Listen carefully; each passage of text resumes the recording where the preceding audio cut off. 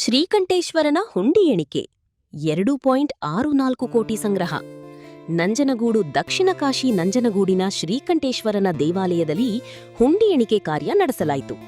2 ತಿಂಗಳಲ್ಲಿ 2.64 ಕೋಟಿ ಹಣ ಸಂಗ್ರಹವಾಗಿದೆ. 2 ದಿನಗಳ ಕಾಲ ನಡೆದ ಎಣಿಕೆ ಕಾರ್ಯದಲ್ಲಿ 36 ಹುಂಡಿಗಳಿಂದ ಒಟ್ಟು 2,64,29,500 ರೂಪಾಯಿ ಸಂಗ್ರಹವಾಗಿದೆ. ಅಚ್ಚರಿ ಎಂದರೆ ಹುಂಡಿಯಲ್ಲಿ 2,000 ಮುಖಬೆಲೆಯ 3 ನಿಷೇಧಿತ ನೋಟುಗಳು ಪತ್ತೆಯಾಗಿದೆ.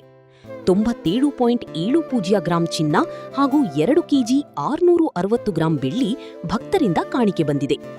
America, Nepal, Saudi Arabia, Kuwait, Malaysia, England ಸೇರಿದಂತೆ ಇತರ ವಿದೇಶದ 42 ಕರೆನ್ಸಿ ಹುಂಡಿಯಲ್ಲಿ ಪತ್ತೆಯಾಗಿದೆ. ದೇವಾಲಯದ ಆಡಳಿತ ಮಂಡಳಿ ಅಧ್ಯಕ್ಷರಾದ ಬಸವೇಗೌಡ, ಇಒ ಕೃಷ್ಣ, ಸಮ್ಮುಖದಲ್ಲಿ ಬ್ಯಾಂಕ್ ಆಫ್ ಬರೋಡಾದ ವ್ಯವಸ್ಥಾಪಕರಾದ ಶ್ರೀನಿವಾಸ್ ಸೇರಿದಂತೆ 25ಕ್ಕೂ ಹೆಚ್ಚು ಸಿಬ್ಬಂದಿಗಳು ಎಣಿಕೆ ಕಾರ್ಯದಲ್ಲಿ ಭಾಗಿಯಾಗಿದ್ದರು.